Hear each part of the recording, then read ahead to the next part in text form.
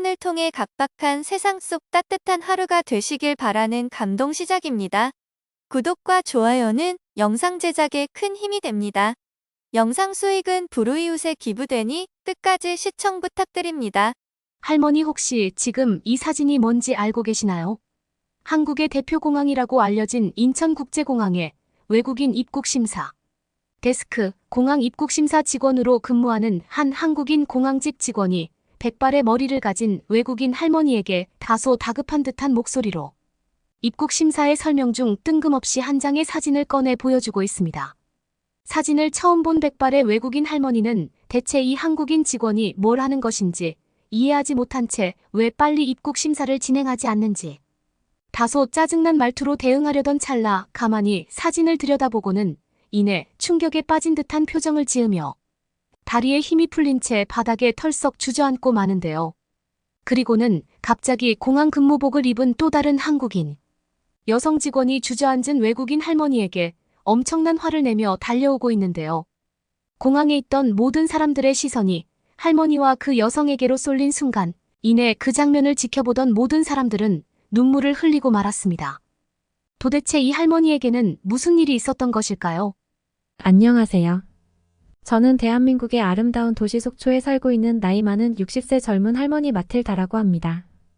하지만 제가 지금 거주하는 한국은 저와 같은 나이의 다른 한국인 친구들 할머니를 보면 너무나 젊고 아름다운 모습을 유지하고 있는 사람이 많아서 가끔 처음부터 내가 한국인으로 태어나면 어땠을까라는 상상을 할 정도로 제가 사는 한국은 지금껏 겪어오고 살아오던 미국이나 다른 나라들과는 비교조차 되지 않는 아주 좋은 나라라고 생각될 정도입니다.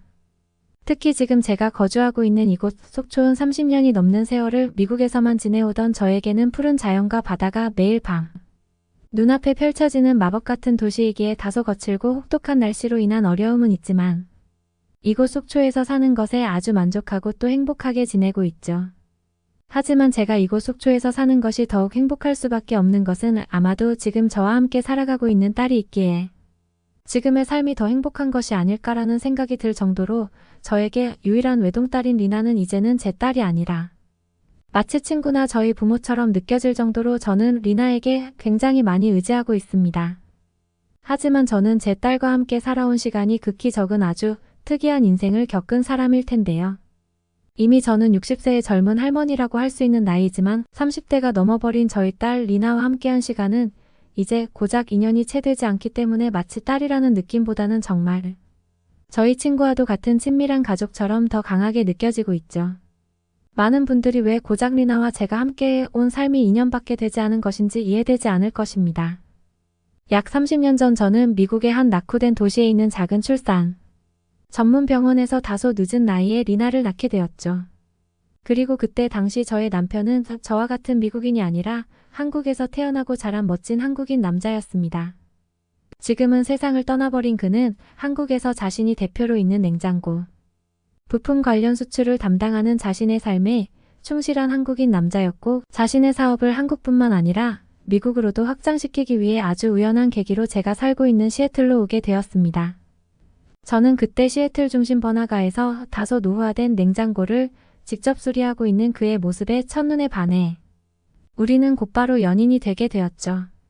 그때 당시에 남편은 청자켓에 찢어진 바지를 입고 있었는데 저는 그러한 거친 모습에 그에게 호감을 느끼게 되었지만 미국인 남자들에게서는 찾아볼 수 없었던 다정함과 섬세함에 또 다른 매력에 한 번 더 빠져들게 되었죠.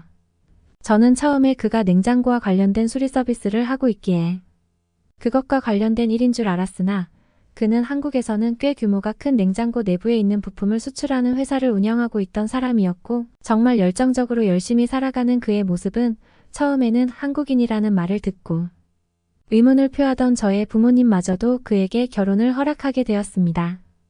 벌써 30년이나 지난 일이지만 아직도 제 남편과의 결혼식 날은 생생히 기억날 정도로 저에게 아주 뜻깊은 하루였죠. 그리고 거짓말처럼 저희는 신혼여행에서 지금의 딸 리나를 가지게 되었습니다. 미국인인 저와 한국인인 남편 사이에서 생긴 자식이었기에 저는 딸이 태어나기도 전부터 미국에서 살아가야 될지 한국에서 살아가야 될지 거주지에 대한 고민을 정말 많이 했고, 딸에게 조금 더 좋은 환경에서 살아갈 기회를 주고 싶은 마음이 컸기 때문에 딸의 출산이 임박할수록 다소 위험한 치안과 제대로 된 의료 혜택을 받을 수 없는 미국보다는 딸이 태어난 후에는 완전히 한국에 정착해서 남편 친척분들의 도움을 받아 아예 한국에서 자리 잡기로 모든 계획을 세워놓은 상태였죠.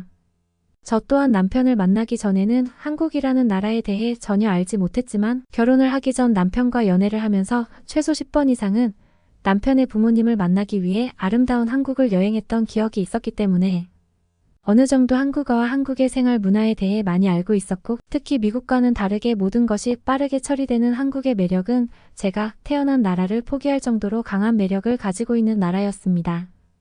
하지만 그때까지만 해도 전혀 알지 못했습니다. 제가 힘들게 낳은 딸의 얼굴을 엄마인 저조차도 한 번도 보지 못한 채 30년이라는 세월이 흐르게 될 것이라는 사실을 말이죠. 딸의 출산이 가까워질수록 저와 남편은 조금씩 예민해지기 시작했습니다. 결혼 생활과 출산을 겪어보신 분들이라면 제가 무슨 말을 하는지 이해할 수 있을 정도로 저는 처음 출산을 경험하는 것에 너무나 큰 긴장을 하고 있었죠.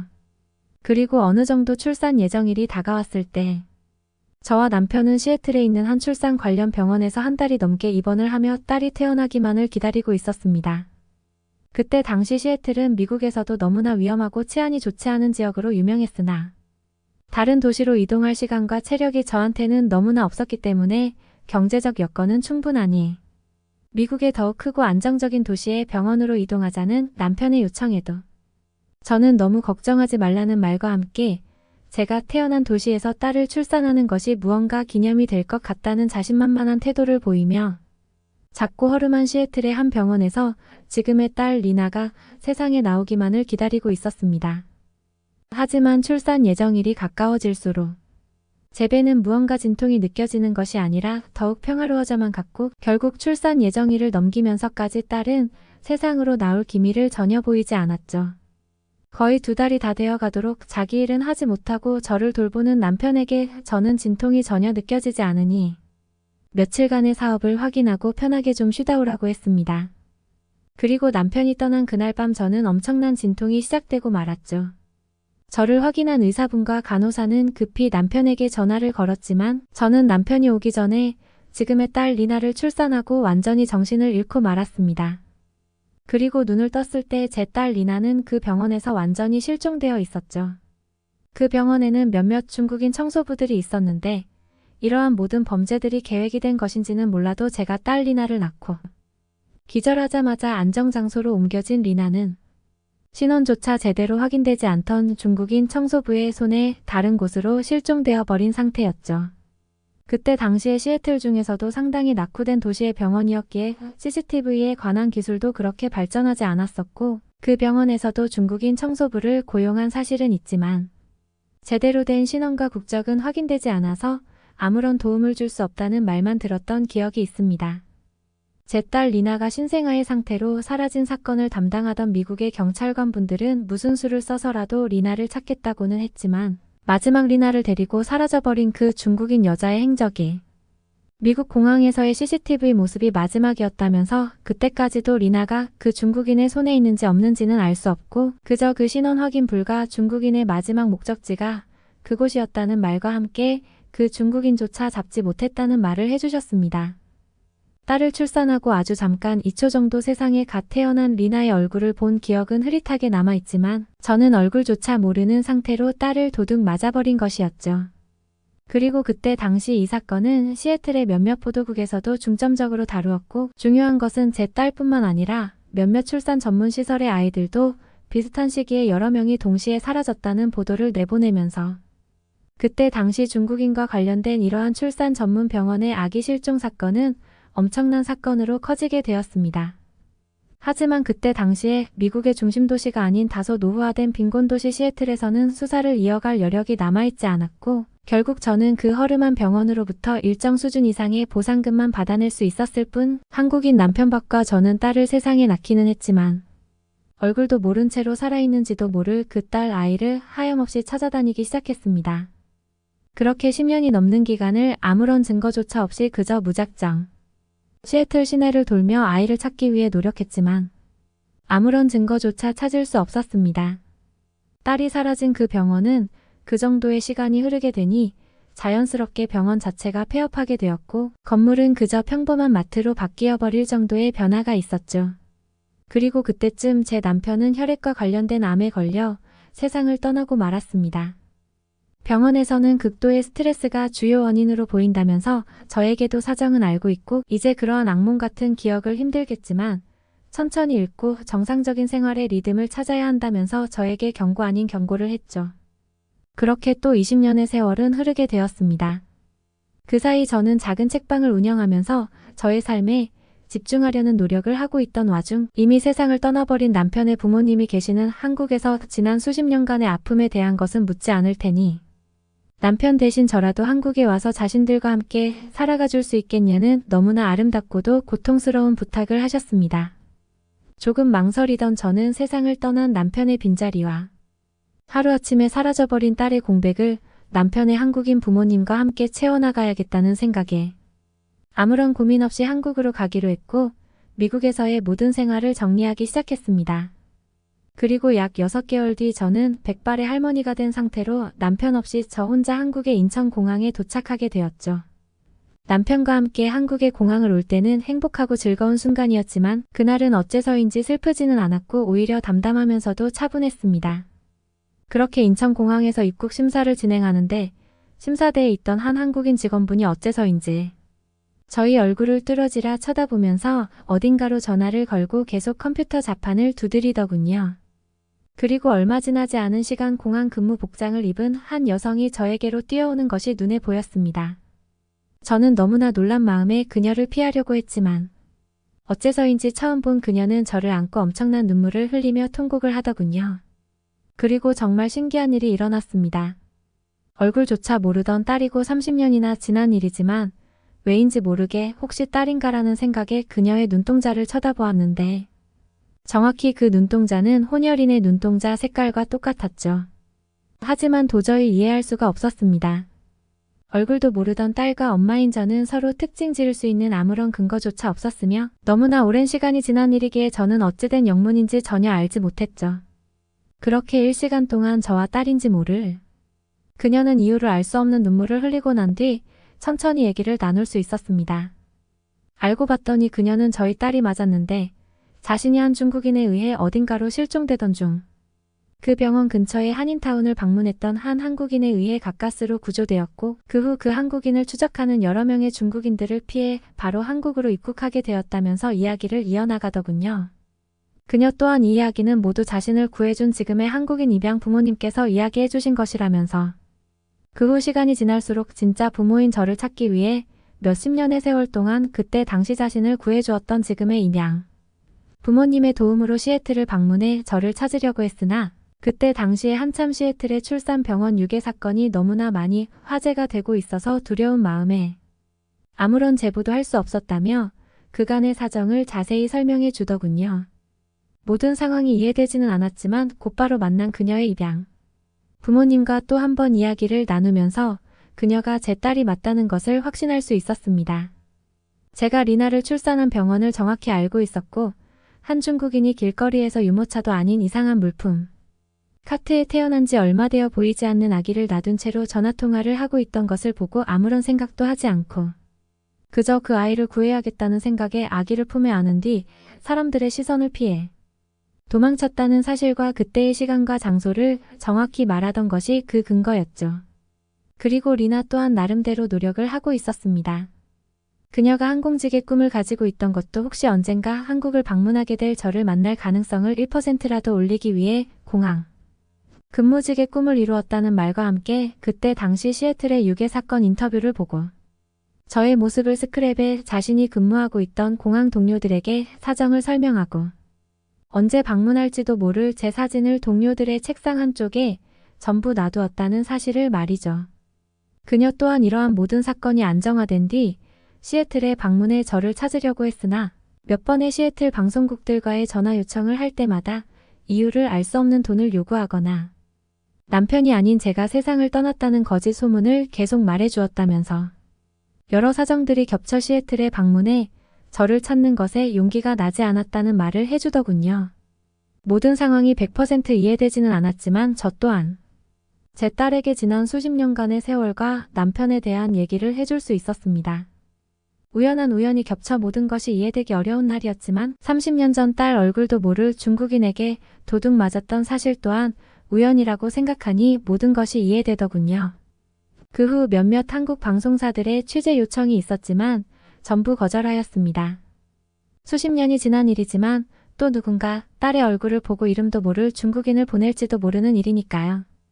물론 미국이 아닌 지금의 안전한 치안인 한국에서는 그러한 일이 안 일어날 것이라는 것을 알지만 저와 딸에게는 그때의 기억이 트라우마가 된 것 같습니다. 지금은 공항직 근무를 그만둔 제 딸과 남편의 부모님, 그리고 제가 이곳 속초에서 함께 살아가고 있습니다. 모든 것이 여유롭지는 않지만 그저 딸이 옆에 있다는 사실만으로 행복하며 그때 당시 제 딸을 구해준 한국인 입양 부모님도 매주 만나 인사를 드리며 한국이라는 나라와 그분들에게 감사한 마음을 표하고 있습니다. 하늘에 있는 제 남편도 제가 한국으로 돌아와 딸과 함께 살고 있다는 것을 안다면 너무나 행복해야 할 것이니까요. 존슨 씨 이번에 한국에 가실래요? 네, 한국이요. 고민 좀 해봐도 되나요? 빨리 말해주세요. 안 간다고 하시면 다음 사람한테 물어봐야 되니까요. 아, 그럼 저 한국에 갈게요. 저는 사모아에서 헬스장을 운영하는 존슨이라고 합니다. 제가 엄청난 자산가라서 헬스장을 가지고 있는 게 아니고요. 바디빌더로 활동하면서 운동할 공간이 필요했고 처음에는 저도 다른 사람들처럼 비용을 지불하고 다른 헬스장으로 운동을 다녀야 했어요. 그러다가 지역대회에서 우승도 해보고 그러다 보니 저에게 투자를 해주겠다는 사람들도 생겨났고요. 그래서 규모가 크지는 않지만 동네에 최신 기구들로 준비된 헬스장을 오픈하게 되었습니다. 제 헬스장이 생기면 오히려 더 운동할 시간이 많고 더 편할 줄 알았지만 현실은 그것과는 완전히 반대였습니다. 시설 관리도 해야 하고 직원 관리도 해야 하는 일들이 생기고는 했습니다. 그리고 다른 손님들과의 관계도 유지해야 하는 그런 일들을 해야 했어요. 하지만 투자받은 돈들을 다 상환하기 위해서는 열심히 노력해야 했고 개인 시간이 더 줄어들었지만 그래도 천천히 그 투자금들을 갚아나가고 있었습니다. 할 일이 더 많아지고 신경 써야 할 것들이 많아진 것이 사실이지만 덕분에 더 부지런한 삶을 살아가도록 습관이 들었고 저는 운동도 더 열심히 사업도 더 열심히 하는 부지런한 사람이 되었습니다.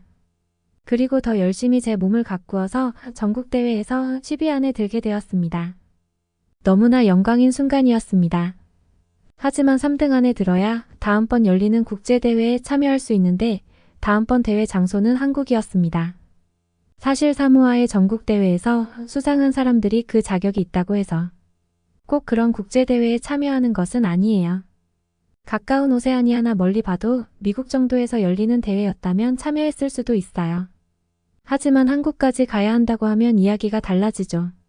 전국대회 3등이라고 하면 각자의 명예를 어느 정도 챙긴 상황인데 아주 큰 비용을 들여서 한국까지 간 뒤 거기서 수상하리라는 보장도 없고 게다가 아무런 성과가 없다면 아주 큰 비용만 지출하고 돌아오는 꼴이 되니까 3등 안에 들어간 선수들은 그 국제대회 참여에 대해서서 불참 의사를 밝히기 시작했어요. 그렇게 4등, 5등, 6등 천천히 순번이 밀리다가 저에게도 참가 자격권이 생기게 되었습니다. 제가 한국으로 가는 대회를 포기하면 제 뒷순번에게 또 한국에 갈 것이냐는 질문을 하겠죠. 저는 잠시 고민 끝에 한국에서 개최되는 국제대회에 참여하기로 마음먹었습니다. 한국이 굉장히 발전된 나라라는 것까지만 알고 있었고 다른 정보에 대해서는 잘 몰랐지만 그래도 유럽 말고 그렇게 먼 지역까지 가보는 길 살면서 몇 번이나 있겠나 싶어서 그 기회를 잡았습니다. 한국으로 가는 일정이 정해지고 역시나 참가비뿐만 아니라 한국으로 가는 경비 등은 상당히 부담되는 액수였습니다. 저는 헬스장을 잘 운영하고 있었고 부담이 되는 것은 사실이었지만 한국에서 좋은 성적을 거둔 뒤 제 홍보 이력에 한국에서의 수상 기록을 한 줄 더 적어넣겠다는 생각으로 더 열심히 운동하고 준비를 했습니다. 사모아에서 한국으로는 직항 비행기가 없어서 미국로 갔다가 한국으로 경유하는 비행기표를 끊었고 미국 공항에서 대회에 참여하는 다른 유럽의 선수들이 보였습니다. 저를 서포트해줄 코치님과 단둘만 조촐하게 비행기에 탑승했다면 다른 나라 선수들은 저희보다는 규모가 컸어요. 최소한 2명이서만 가는 경우는 없었습니다. 그만큼 사모아는 유럽의 다른 나라들과 비교해서 경제적인 수준이 한참 떨어지는 곳이죠. 제가 미국의 공항에서 그 선수들과 미국의 공항을 보면서 주눅이 들었던 마음이 없었다면 거짓말이겠죠. 하지만 막상 도착한 한국에서 제가 주눅든 것에 비하면 미국 공항에서의 일은 아무것도 아니었습니다. 한국에 오자마자 웅장한 한국 공항의 모습에 그런 감정을 느끼게 되었고, 저와 같은 비행기를 탄 유럽 지역의 많은 선수들은 저와 마찬가지로 유럽과는 아주 다른 분위기이지만 더 세련되고 더 웅장한 모습에 놀라는 듯해 보였습니다. 이런 대회라는 게 모든 게 자신감인데, 저는 이미 다른 유럽 선수들에게 주눅 들어있는 상태였지만 이제는 모두가 똑같아 보였습니다. 사실 이런 것들 때문에 홈그라운드가 굉장히 경기력과 컨디션에 큰 영향을 끼치고 개최국이 우승을 할 확률도 높은 것이 많은 통계들로 검증이 되어 왔잖아요. 저는 어차피 우승을 목표로 온 것이 아니고 딱 10위 안에만 들어가자라는 생각을 가지고 왔던 것이라 이런 상황은 저에게 더 좋아 보였어요. 그리고 저는 대회장 근처에 있는 호텔에 짐을 풀고 곧바로 몸풀이 운동을 하러 한국의 헬스장을 찾았습니다. 제가 가장 부지런했는지 헬스장에는 몇몇 한국 사람들 말고는 유럽에서 출전하는 선수들의 모습이 보이지는 않았습니다. 그리고 저는 한 가지 놀라운 사실을 느끼게 되는데요. 이미 몇몇 한국인들이 운동을 하고 있었지만 헬스장의 냄새는 너무나 쾌적했습니다. 운동하는 헬스장에서 일반적으로 풍기는 악취가 전혀 없다는 점이 신기했습니다. 제가 운영하는 헬스장에서도 이 악취들을 제거하기 위해서 온갖 방법을 다 써봤고 매번 다 실패해 왔는데 한국에서는 제가 그토록 찾던 엄청난 비법이 있다고 생각했어요. 나중에 헬스장 사장님에게 나도 사모아에서 헬스장을 운영하는 사람인데 비법 좀 알려줄 수 있냐 한번 물어볼 생각도 가지고 있었어요. 그렇게 저는 너무나 쾌적한 환경 속에서 운동을 하고 있었습니다. 그리고 대회장 근처에 있는 호텔에 수많은 유럽 선수들이 숙소를 잡았고 그들도 마찬가지로 근처에 시설 좋은 헬스장을 찾아 제가 운동하고 있는 이곳으로 몰려오기 시작했어요. 한두 명씩 경쟁자들이 운동을 하기 시작했습니다. 정말 사람들로 북적이는 환경이 되었습니다. 그런데 저는 이때 불쾌한 무엇인가를 느끼게 되었어요. 바로 사모아의 헬스장에서 흔히 맡아보고는 했던 악취가 코를 찌르기 시작했습니다. 운동을 마치고 사장님에게 악취를 제거할 수 있는 비법이 뭐냐고 물어보려고 했지만 그냥 그 비법을 묻지 않아야겠다고 생각이 들었고요. 같은 공간에서 운동하던 한국인들은 한두 명씩 자리를 뜨기 시작했어요. 어느새 헬스장은 유럽 선수들로 가득 찼고 대부분 여자 선수들이었지만 그래도 악취가 심했습니다. 머릿속 구석에 작은 기억 하나가 떠올랐는데 한국인들이 유난히 몸에 체취가 없다는 이야기를 들었던 적이 있었거든요.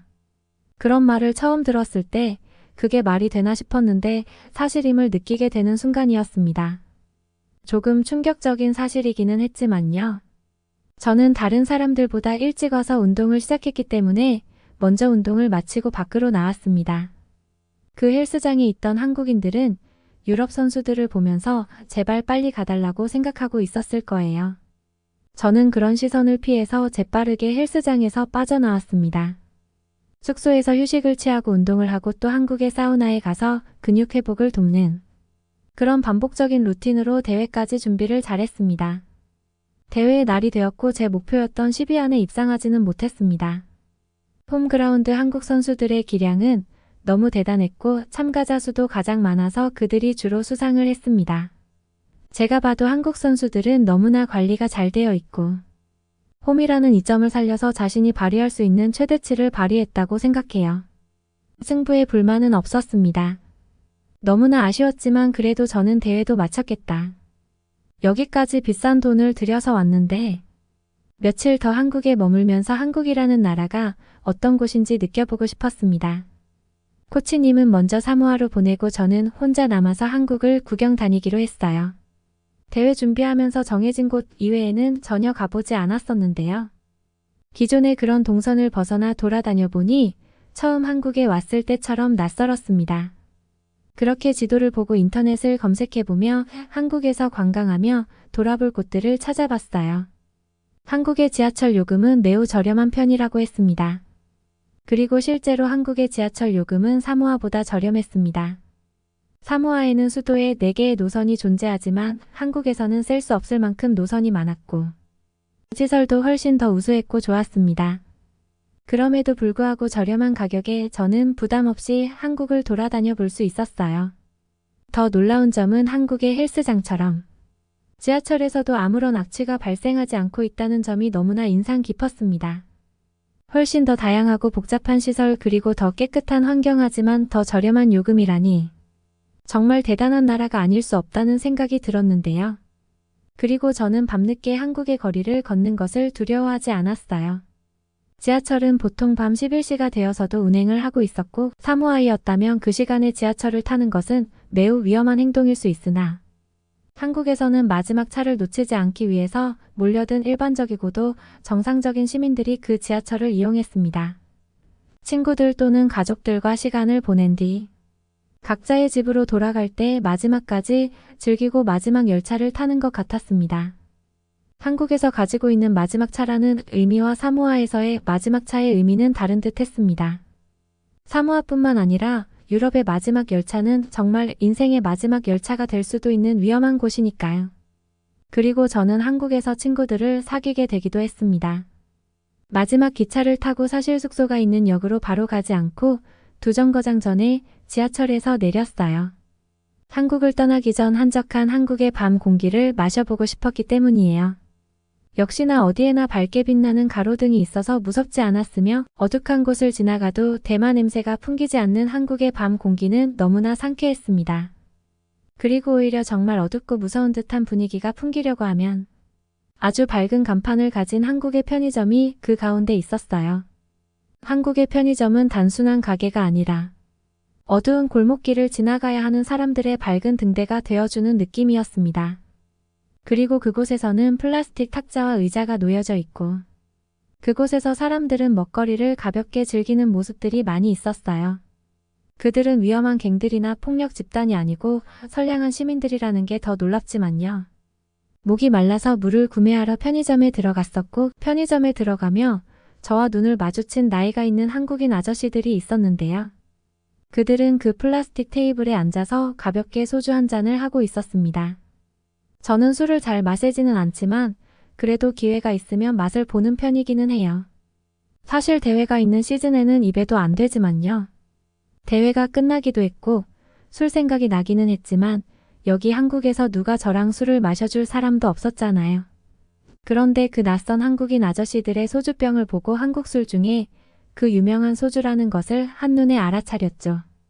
편의점에 들어가기 전부터 그 아저씨들은 제가 외국인이라서 그런지 저를 쳐다봤고 저도 그 아저씨들이 먹고 있는 소주 때문에 서로 눈이 마주치고는 했었어요. 물을 구매하고 편의점에서 나왔고 그 사람들을 무심한 듯 지나칠 수 있었지만 소주병을 가리키며 그게 한국의 술이냐며 말을 걸었습니다. 아저씨들은 제가 말을 걸자 긴장되어 있던 얼굴이 웃는 얼굴로 바뀌며 소주 감았다고 한 잔 주려는 듯이 행동했어요. 평소라면 먹지 않았겠지만 저는 기쁜 마음으로 그러겠다고 했습니다. 아저씨들도 저에게 농담으로 했던 말 같은데 제가 먹겠다고 하자 같이 웃었어요. 갑작스럽게 합석이 되었고 종이컵에 소주를 따라서 같이 그 자리에서 몇 잔 했습니다. 여기가 한국이니까 이렇게 낯선 곳에서 낯선 사람과 같이 합석도 할 수 있는 것 아니겠냐는 생각을 했었고 정말로 아무런 문제도 되지 않았어요. 저도 영어를 잘 못하고 그 아저씨들도 영어를 잘하는 것 같지는 않아서 대충 몸짓과 표정으로 간단한 대화를 하기는 했습니다만 그래도 즐거운 자리가 이어졌어요. 저는 술을 조금 얻어마신 대가로 편의점 안에서 먹을 것을 조금 사서 그 자리에서 같이 과자를 먹기도 했고요. 한국의 장년층으로 보였던 그분들은 매너도 좋고 함부로 행동하시지도 않았습니다. 그 아저씨들은 인스타그램 아이디가 없다고 해서 서로 다시 연락하거나 서로의 소식을 물을 수는 없었지만 그래도 한국에서 만났던 좋은 친구로 생각하고 있어요. 한국에 오기 전까지 한국에 대한 아무런 정보도 알지 못했고 별다른 관심도 없었지만 한국을 경험해보고 나니 정말로 사모아하고는 많이 다른 곳이라는 생각이 들었습니다. 그리고 대회가 끝나고 한국을 더 둘러보게 된 것도 너무나 좋은 경험이었고 대회하면서 느꼈던 철저하고도 짜임새 있는 대회 운영도 정말 배울 만한 모습이었고요. 그리고 한국이 이렇게까지 잘 살고 멋진 나라인 줄은 몰랐는데 사모아에 있는 친구들에게 자랑할 거리도 많이 생겼어요. 그리고 한국에서 저에게 좋은 술 친구가 되어주었던 그 아저씨들 말고도 대부분의 모든 한국인들은 제가 질문을 하거나 길을 물을 때에도 너무나 친절하게 알려주기도 했습니다. 한국인들은 발걸음이 빨라서 그들은 항상 바빠 보이기는 했지만 제가 잠시 그들을 멈춰 세워 길을 물었을 때 자신의 시간을 빼앗는 멍청한 외국인이라는 생각을 가지고 저를 대해주는 것이 아니라 자신의 집에 방문한 손님에게 친절하게 대해주는 것처럼 행동해 주셨어요. 한 명의 예외도 없이 말이죠. 사모아에서는 가끔 외국인들에게 불친절한 사람들이 있어서 주변에서 보는 사람들이 다 불안한 마음이 들기도 하는데 한국은 여러 국제대회를 개최도 해보았고 길거리의 모든 사람들도 외국인들을 마주하는 자세부터 사모아 사람들과는 다른 마음가짐을 가지고 있는 모습이었습니다. 사모아로 돌아온 지금 헬스장에서 풍기는 악취는 어쩔 수 없지만 그래도 한국 사람들처럼 자신이 운동한 곳에서 뒷정리는 깔끔하게 하고 가주었으면 하는 바람이 있어서 한국에서는 자신이 머문 자리는 깨끗하게 만들어 놓는답니다. 라는 멘트를 적어두기도 했어요. 제가 한국에서 참여했던 대회 사진과 함께 말이죠. 사람들은 제 사진도 보고 그 옆에 문구도 보고 자연스럽게 자신이 머문 자리를 깨끗하게 뒷정리를 하고 돌아가는 손님들도 늘어났습니다. 솔직히 말씀드리자면 한국이 아니라 미국에서 그랬다고 하면 사람들은 미국은 선진국이니까 그런 거야, 우리보다 낫잖아 라는 생각을 가지고 있기 때문에 미국은 미국이고 여기는 여기 아니겠냐며 아무런 반응도 없었을 테지만 한국이라는 잘 모르는 나라이고 유럽 밖의 나라에서 그런다고 하니 아마 자극이 되었을지도 모르겠어요. 분명한 것은 한국에서는 이곳 사모아보다 더 시민의식이 좋고 남을 배려하는 친절한 모습이 더 있다는 것을 보고 왔어요. 처음에는 그냥 대회 참석을 위해서 갔던 한국이라는 나라가 저에게 이렇게 깊은 인상을 주고 깊은 여운을 남길 줄은 몰랐습니다. 언젠가는 또 한국에 갈 날이 있겠죠. 그리고 언젠가 다시 한국을 찾을 날을 고대하며 글 마치겠습니다. 얼마 전 한 TV 프로그램에서 외국인들이 한국인들의 정문화에 대해 감탄하는 모습을 본 적이 있습니다. 지하철이나 버스에서 쓰러진 사람을 보면 주변 사람들이 마치 자기 일처럼 나서서 돕는다는 것인데요. 오늘 소개해드릴 사연도 바로 이런 한국인들의 모습 때문에 큰 감동을 받았다던 캐나다 남성의 경험담입니다. 그는 한국에 오기 전까지 중국과 일본에서의 경험 때문에 한국에 대한 선입견이 있었다고 하는데요. 과연 그에게는 무슨 일이 있었던 걸까요? 함께 살펴보겠습니다. 저는 캐나다에 살고 있는 34살 짐이에요. 해외여행을 종종 가지만 주로 유럽을 선호해요. 왜냐하면 업무적인 일로 아시아인들과 소통한 적이 있거든요. 그때마다 항상 결말이 좋지 못했어요. 하나같이 피해를 주고 속을 알 수 없어서 마음고생을 했거든요. 그래서 전 아시아라는 말만 들어도 기겁을 해요. 해외여행을 갈 일 있어도 아시아를 피하게 되죠. 일 때문에 가는 게 아니라면 아시아는 피하고 싶은 마음이었어요. 개인적인 시간을 보낸다면 당연히 캐나다의 다른 주에 놀러 가거나 캐나다나 유럽 같은 나라들을 돌아다니죠. 제가 왜 동양인 혐오 비슷한 느낌을 받았을 수밖에 없었는지 한번 들어보세요. 캐나다는 다양한 인종이 모여 사는 곳이에요. 캐나다에 오면 다른 나라보다 업무에 대한 보상이 많아 이민을 많이 오는 나라 중 하나죠. 그래서 회사에도 다양한 인종을 쉽게 볼 수 있었어요. 몇 년을 회사에 다녔지만 저는 다른 나라 동료와 일할 기회가 없었습니다. 그러던 중 드디어 중국인 동료와 함께 일할 기회가 왔어요. 의도하지 않으면 제 삶에서 외국인을 만날 기회가 없기 때문에 당연히 설레었죠. 여행을 다른 나라로 가는 것과는 전혀 다른 느낌이니까요. 하지만 전 다양한 어려움을 겪으며 외국인 그 중에서도 아시아인을 다르게 보게 되었어요. 언어적인 문제는 물론이고 중국인 특성 때문에 어울려 일하기 힘들었거든요. 우리 회사가 중국 고객사와의 대규모 프로젝트를 맡게 되었습니다. 그래서 저는 중국인 동료들과 함께 프로젝트를 수행하게 되었죠. 하지만 같은 업무를 하고 있지만 전혀 협업이 되지 않는다는 인상을 받았습니다. 우선 다른 나라 사람들은 모르지만 중국 동료들은 개인주의의 성향이 너무 강했어요. 그들은 오직 자신에게 주어진 일만 집중했죠. 다른 사람들과 협력하는 건 별다른 관심이 없었습니다. 캐나다도 개인주의가 심한 나라이지만 이렇게 업무 쪽에서도 개인주의가 만연할 수 있다는 사실은 처음 알았어요. 물론 일반적인 회사 업무를 한다면 그들은 최고의 직원일 수 있어요. 하지만 프로젝트를 수행하는 건 적합하지 않았죠. 하나의 큰 일을 처리하려면 속한 사람들이 서로 일을 공유하고 협력하는 게 중요하기 때문이에요. 하지만 중국인들은 일을 제대로 수행하지 않았어요. 심지어 회피하는 느낌마저 받았으니까요. 특히 의사소통이 상당히 어려웠어요. 중국인 특유의 발음은 정확하게 알아듣기 어려웠거든요. 언어적인 문제도 있지만 무엇보다 그들은 자신의 생각이나 의견을 자주 표현하지 않았어요. 새로운 방향을 설정하고 앞으로 나가는데 큰 걸림돌이 되면서 제자리를 맴돌기 일쑤였습니다.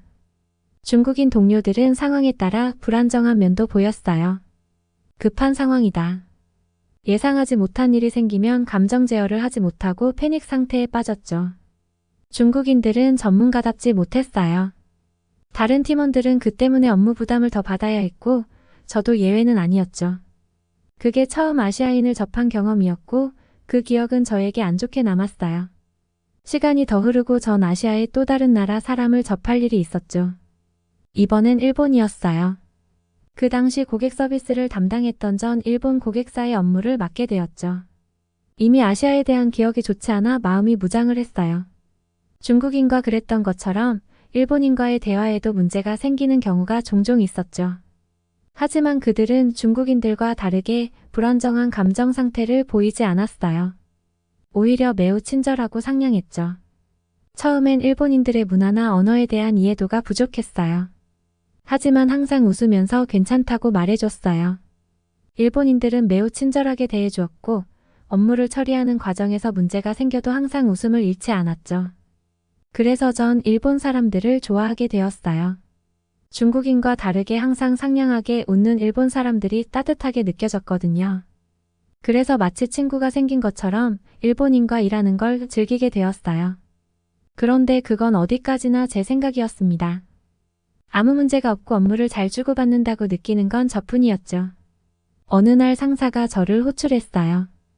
상사의 방으로 들어갔는데 한 이메일을 저보고 읽어보라고 했습니다. 그 이메일은 저와 업무를 주고받는 일본인에게 온 메일이었어요.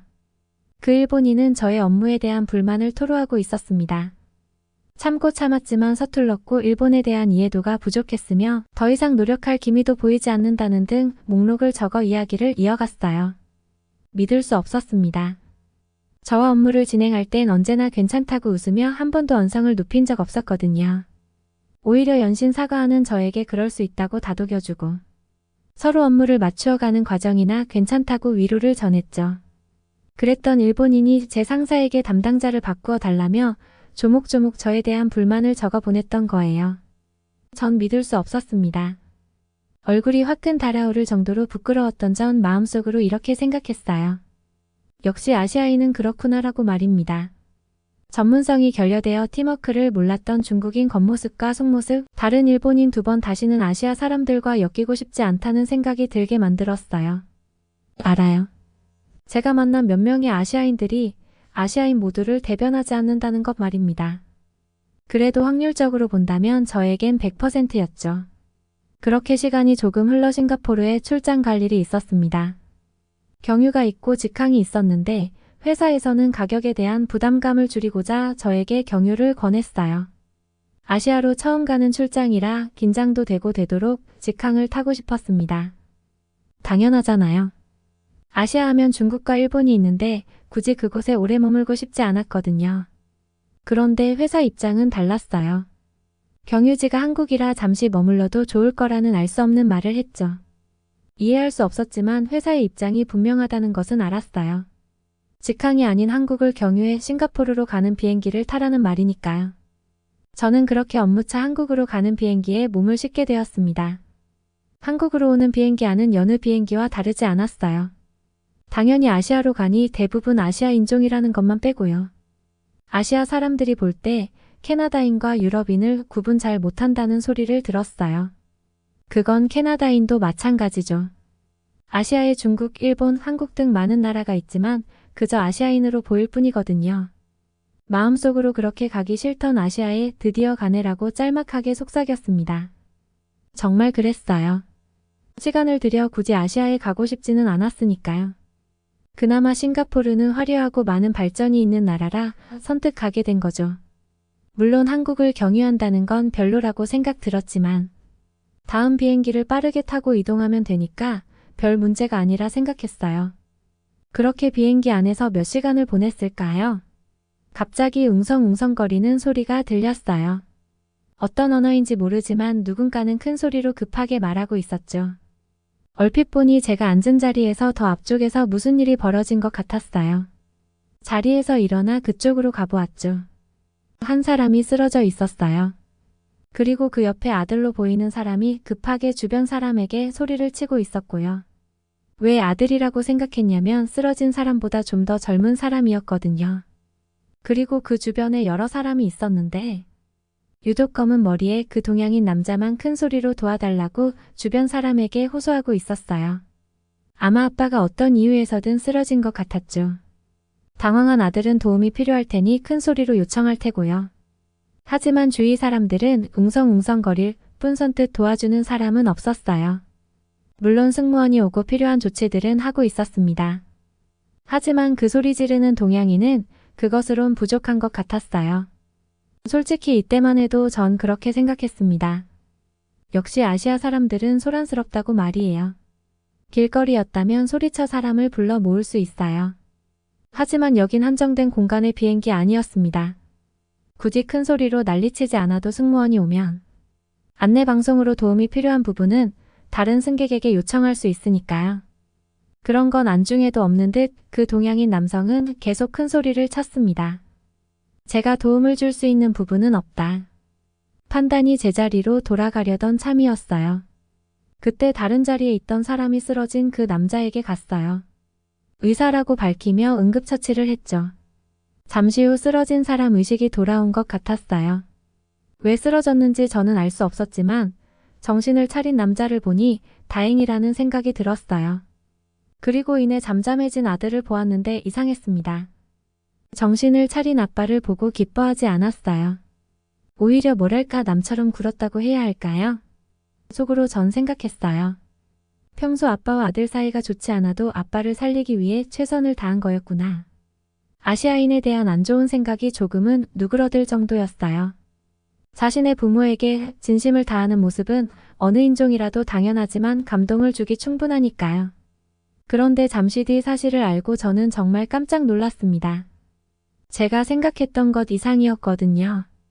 비행기에서 내리면서 알게 된 사실인데 사실 쓰러진 중년의 남자와 소리를 지르던 동양인 젊은 남성은 아빠와 아들 관계가 아니었어요. 모르는 사람이었던 거예요. 단지 위급한 상황에서 누구라도 급하게 도와줬으면 하는 바람으로 그렇게 자기 일처럼 큰 소리를 쳤던 거죠. 그 덕분에 승무원이 빠르게 왔고 승무원이 사태 파악을 하고 기내 방송으로 다른 승객에게 도움을 요청하기 전 저처럼 먼 자리에서 소란스러움을 듣고 의사가 왔던 거예요. 의식을 잃고 쓰러지면 골든타임이 있대요. 몇 분 안에 심폐소생술을 하고 의식이 돌아와야 하는 거죠. 이 젊은 동양인 남자가 큰 소리를 쳤던 덕에 시간을 아낄 수 있었던 거예요. 결국 중년의 남성을 살리는데 큰 힘이 되었고요. 전 이 사실을 듣고 놀랐어요. 어떻게 그럴 수 있는지 믿기지 않았거든요. 다른 사람 일에 관심이 없는 중국인도 아니었어요. 앞에서 친절하고 뒤에서 딴소리하는 일본인도 아니었죠. 그 동양인은 한국인이었어요. 전혀 다른 인종에 호기심이 생겼습니다. 한국은 제가 경유지로 들르는 나라였으니까요. 사실 한국을 알지 못했지만 머물고 싶지 않을 정도로 별로라 생각했어요.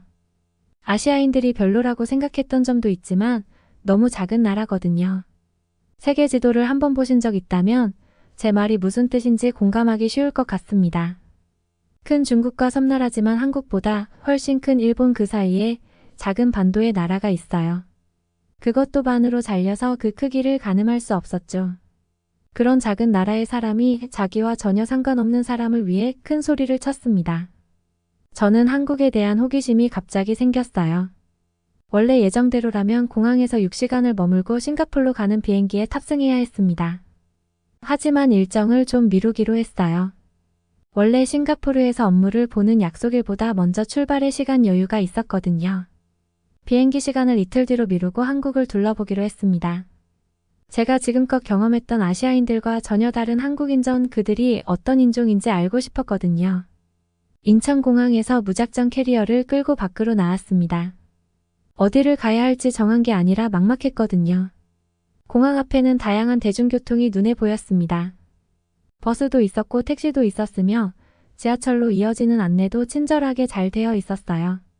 무엇보다 캐나다인인 제가 묻지 않아도 어떤 대중교통이든 이용하기 편하게 영어 안내도 빠짐없이 되어 있었습니다. 일단 거기서 기분이 좋았어요. 처음 방문한 나라였지만 외국인에게 관대한 나라라는 느낌이 들었기 때문이죠. 저는 스마트폰을 펼쳐들고 검색을 했어요. 한국에서 어디를 가야 하는지 궁금했습니다. 한국은 서울이 수도였어요. 전 망설임 없이 지하철을 타러 이동했습니다.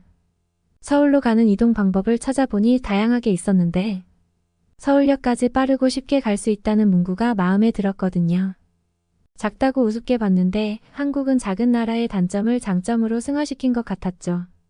어디든 빠르게 이동할 수 있는 지하철이 대도심 바로 밑에 있었어요. 가장 인상 깊었던 건 지하철이 쾌적했다는 점입니다. 그리고 한국도 캐나다 같은 느낌을 받았어요. 지하철 서울 어디에서도 저 같은 외국인을 쉽게 만날 수 있었기 때문이죠. 한국 도심에 들어와 만난 한국인들은 처음에 마치 중국인들 같았어요. 저에게 관심 없는 듯 다들 자기 갈 길만 바쁘게 갔거든요. 그런데 지하철에 탑승하고 내릴 때처럼 살짝 부딪히기라도 하면 저에게 고개 숙여 미안하다는 행동을 취했어요. 그때도 솔직히 일본인에게 상처받았던 게 떠올라 뒤에서 욕하는 거 아닌지 염려했죠. 그래서 흠칫 놀라며 뒤를 돌아본 적도 있어요. 캐나다에선 가끔 뒤에 대고 손가락 욕을 하는 경우도 없지 않거든요. 하지만 한국인들은 달랐어요.